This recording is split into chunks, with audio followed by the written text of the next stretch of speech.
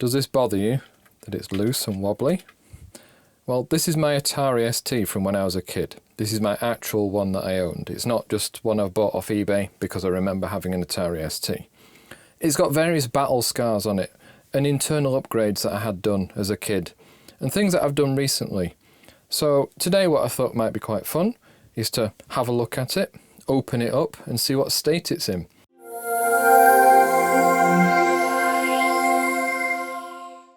Before we begin, let's admire this fantastic mouse that Atari developed. Look at the angles, the fact that nothing fits your hands properly. This nice sharp edge digs in your palm with these weird little rounded corners. Amiga owners decided their mouse was acceptable and even named it a tank mouse. I don't know what we'd name this thing. It looks a bit like a Tesla truck. And it's got very spongy buttons that they feel like they're clicking, but they don't always click. One of my upgrades was to get rid of this and get a nice optical mouse that needed its own special mat with a little grid on it. I quite liked that mouse, it was quite nice. But this is my ST. This keyboard is a replacement, and that key needs fixing. But one thing I won't be doing in this is retrowriting it.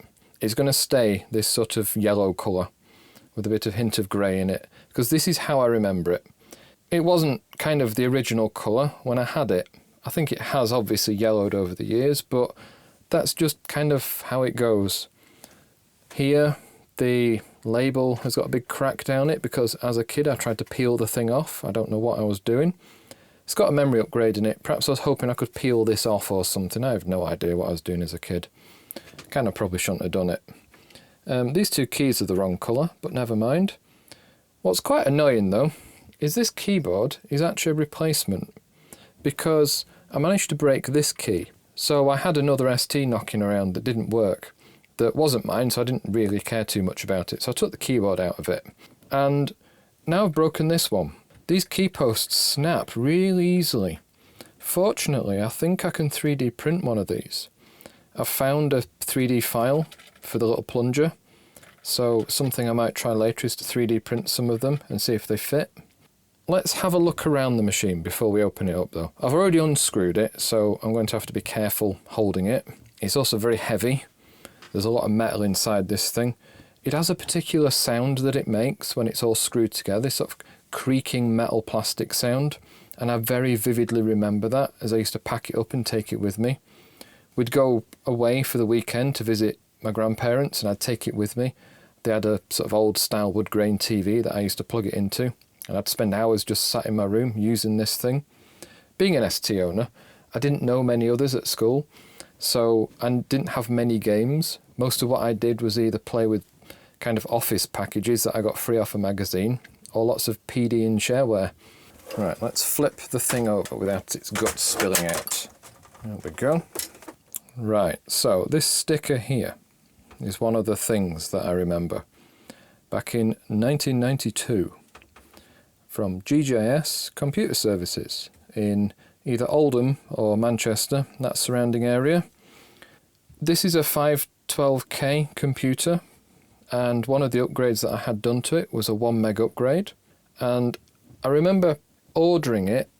I'd seen a PC Format article where they showed step by step how to put this RAM upgrade in, I think it was. I'll try and find the original magazine and put a picture of it here while I'm waffling on a bit. But I remember looking at it and thinking, I could do that upgrade. It doesn't look very difficult. I can open a computer. I've opened this before and looked inside it and then screwed it shut and it still worked. I can probably do a memory upgrade, because I very vividly remember the instructions just being that you got two circuit boards that you plugged on top of two of the chips, and then you plugged it into this board that had SIMs in it. And that all sounded very easy. There was no soldering. Back then soldering was this dark art that I knew existed, but I didn't have a soldering iron. And I was 13, so I didn't know how to solder anyway because nobody had taught me. But when I got this memory upgrade, it didn't fit this machine because this machine doesn't have any of its chips in sockets. I'd kind of used up, I think, a Christmas and a birthday in one to get this memory upgrade off my parents. And then I was trying to say to them that this thing that I'd just bought, it didn't work, But it's not because it was broken, it's because I needed to get it fitted by somebody else. And my parents were not that impressed with this. This had to be sent off to have it fixed and for the memory upgrade to be put inside it. And I think that was one of the longest 2 weeks of my life without a computer. Because the thing is, this wasn't just a thing for playing games on that I kind of just played around on. This was me back in the early 90s. If I wasn't at school or asleep or eating, I was sat in front of this very computer. I have a lot of memories of this specific piece of hardware, which is why I'm not going to do anything to it that tries to remove anything. There's a weird sort of sticky mess that's always been there. I have no idea what it is, but it's things like this that I remember. So it's got a RAM upgrade inside it. It is also, this is very heavy. It's very hard to move it around. It has also got a TOS upgrade. TOS is the slightly unfortunate name for the ST's operating system, and this comes with TOS 1.02, which was one of the first revisions. That was very basic. You got a green desktop, and that was all the green desktop did. I remember seeing a Mac at school and being amazed by the things you could do with the desktop. Like, my friend had a Mac, and we just used to spend hours colouring in background pictures, organising the desktop, like moving things around and just knowing that we could do that. And I wanted my ST to do the same thing, but it couldn't. I tried like lots of replacement desktop programs and they were quite cool. I had a lot of fun with them, but they were always on a floppy disk. My one comeback to my Amiga owning friends was that my operating system was on a ROM. You didn't need a floppy disk to boot your computer up. Later I've come to realise that if you can't upgrade your operating system because it's on a ROM chip, it's not that useful. And that's what this TOS upgrade is. It's more ROM chips to complement the ones that exist. But again, this was an upgrade beyond my abilities, and you'll see why when you see what's happened inside this machine. It's actually quite creative what they've done. But this was done in 1994. And thinking back, this must have been one of the last upgrades that this machine had done to it, because I definitely remember in 1995 having a PC. I can remember that as a distinct thing. So this, I must have owned it between about 1992 to 1994. The really cool thing is that this upgrade was installed by Analogic Computers in Surrey, and I looked them up and they still exist and they're still going, and they proudly show that they existed since 1987. And it's really nice seeing a computer company that still exists, that hasn't been bought out by some large corporation like Dixon's or PC World, or is shut down. I remember computer shops existed back in the 90s, and you could go into them and they're like little individual companies where the people knew what they were doing, or they soon went bankrupt because no one would buy things from them if they didn't know what was going on. But then they all disappeared as PCs took over and PC World popped up. So it's nice seeing that these still exist. I don't know if the other company still does. I'll have to look them up. I'll maybe stick something on the screen if they do. But yeah, this is a bog standard 520 STFM from the UK with a bunch of upgrades inside it. If I show you the sides, we can see some of them. Right, if we look at the back of the machine, you can see a toggle switch here. This is related to one of the upgrades that's inside it. And if we look on the side here, there's another toggle switch, which is also part of the upgrades. And there's something funny going on with the disk drive. It doesn't quite look like it should do. There's something blue poking out of it. We'll investigate that in a minute.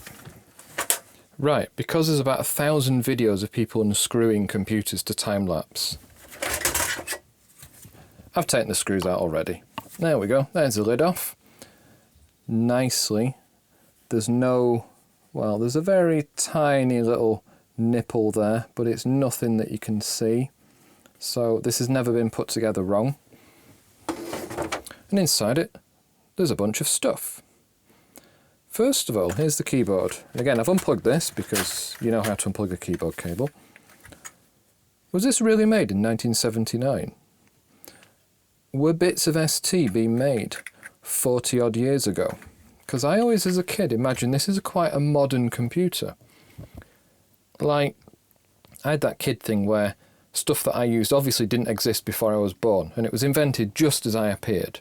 You know, it's not that Atari 2600s existed before I was born. No, no, no. This was all new stuff. It was all high tech. You know, it had a mouse.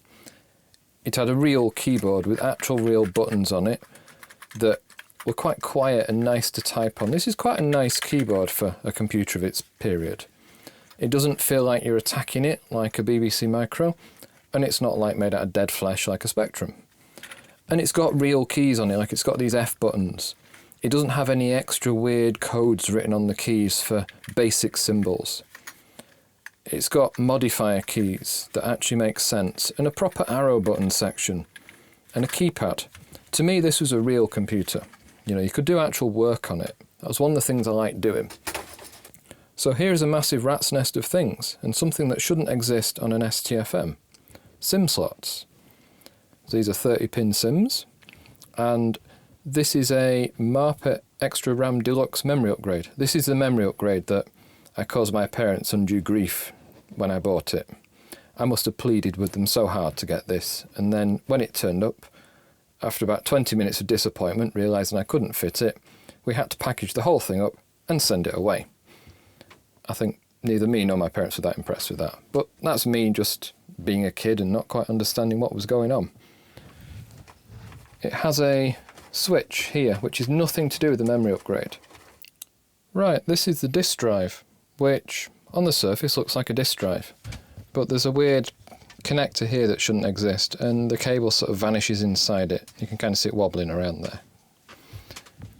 This disk drive is not all that it seems. But first, this thing. This is a weird thing that Atari did with their disk drives. It goes in the little hole over here, and it must be to ground the disk drive. I can't see any other reason for it existing, because all the other points are plastic posts that you screw the disk drive to the case through the little plastic post, except this one brass thing. So if you're taking your ST to bits, don't lose that, otherwise your disk drive doesn't fit in the case anymore. But on this is this extra piece of ribbon cable. Right, so my disk drive has this extra cable on it with a switch. This is part of the external disk drive that I had. I had a Power Computing Blitz Turbo disk drive, which, apart from being able to copy disks really fast, which as an ST owner was pretty useless because I knew no one else to copy disks off. All my Amiga owning friends had massive libraries of pirate software.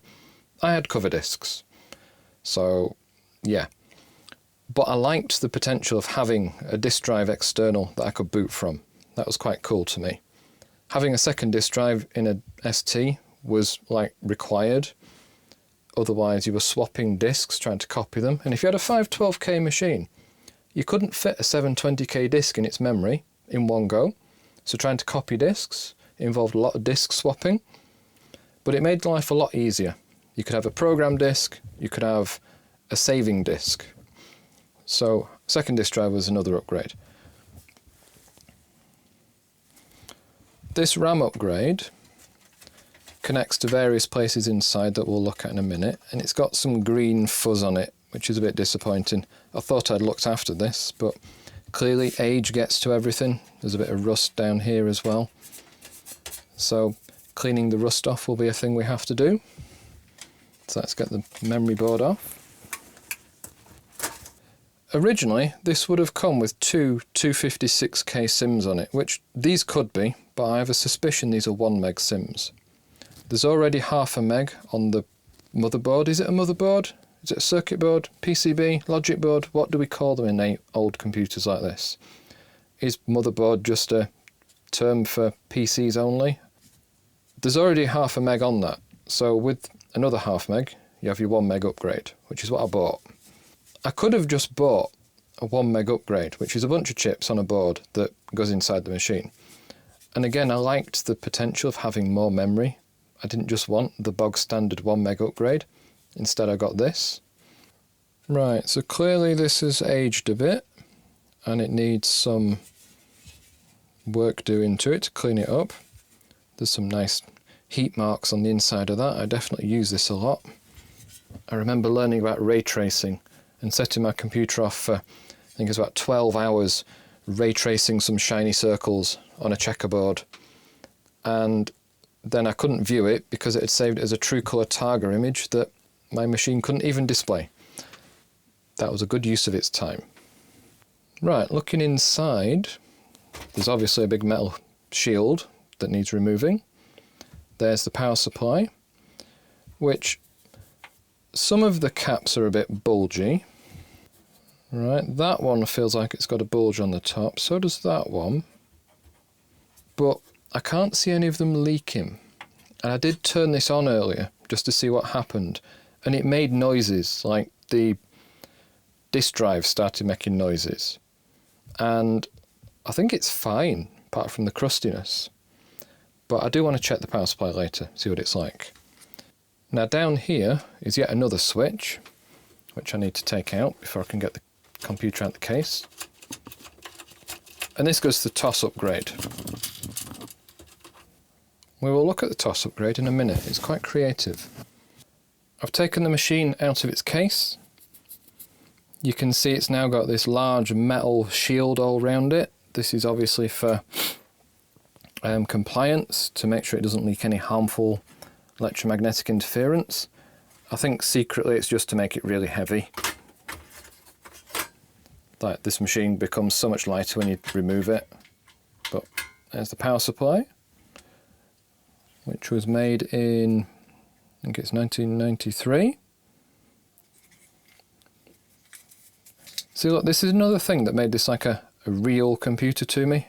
It had a proper on-off switch, and it took a kettle lead style power connector. It didn't take a little brick on a small piece of wire, and it didn't just switch on immediately. It's not a bad power supply actually. They don't tend to go wrong.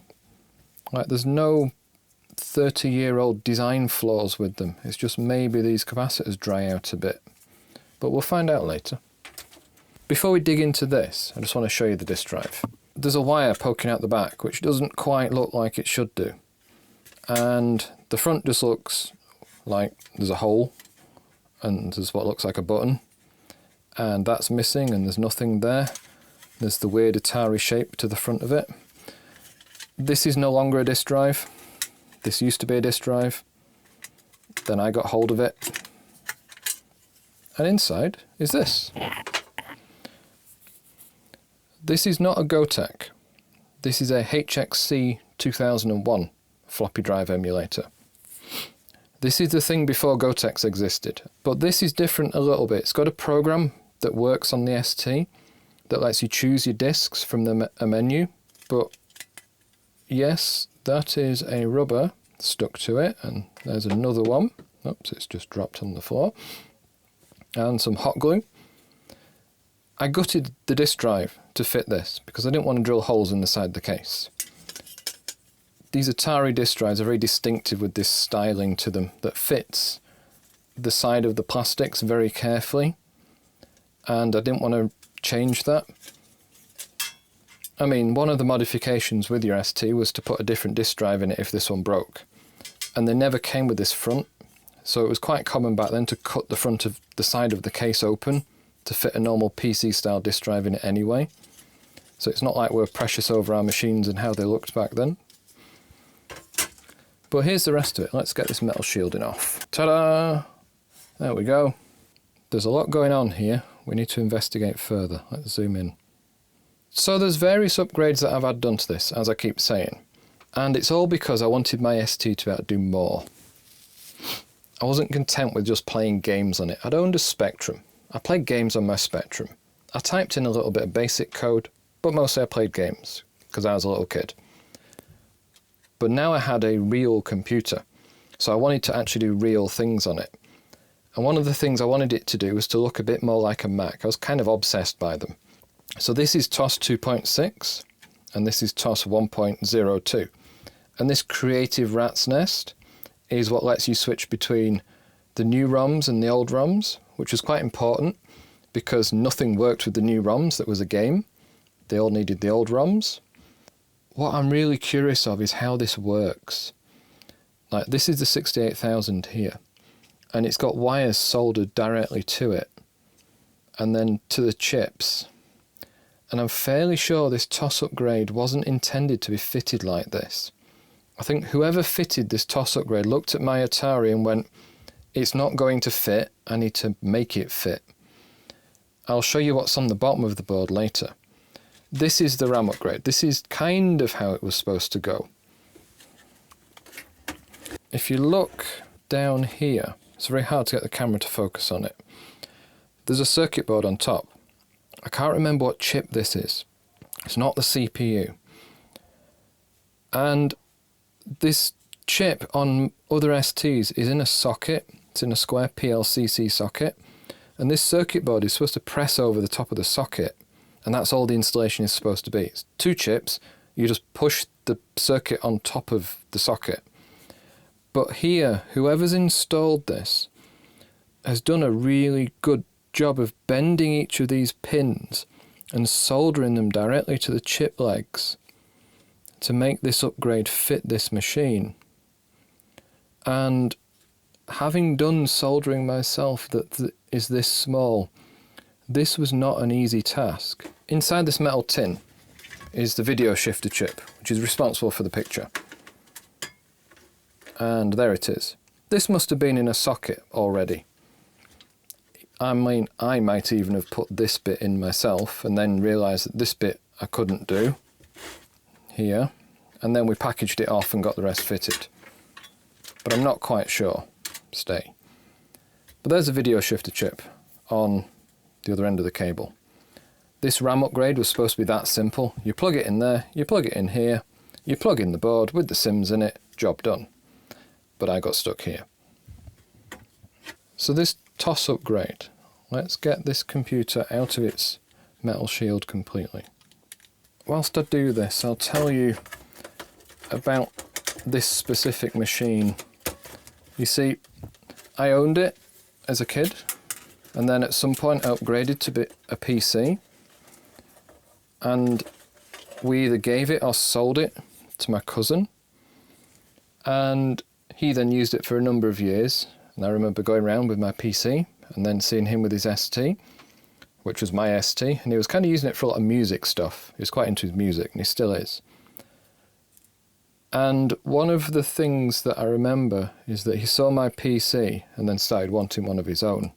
And I think he managed to convince his parents that he needed one.